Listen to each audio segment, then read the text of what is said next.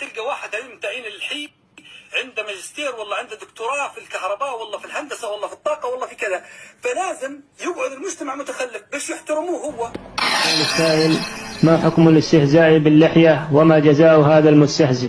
يستهزئ بإعفاء اللحى هذه ردة عن الإسلام، لأنه يستهزئ بسنة من سنن الرسول صلى الله عليه وسلم. الرسول قال أعفوا اللحى، وهذا يقول لا، إعفاء اللحى مهزلة، هذه ردة عن الإسلام. ومن ابتلي بحلق اللحية يعتبر نفسه عاصيا يتوب إلى الله، أما أنه يسخر بإعفاء اللحى هذا يخرجه من دين الإسلام. الحين تلقى واحد علم تعيين الحي عنده ماجستير والله عنده دكتوراه في الكهرباء والله في الهندسه والله في الطاقه والله في كذا، فلازم يقعد المجتمع متخلف باش يحترموه هو. السائل: ما حكم الاستهزاء باللحية وما جزاء هذا المستهزئ؟ يستهزئ بإعفاء اللحى هذه ردة عن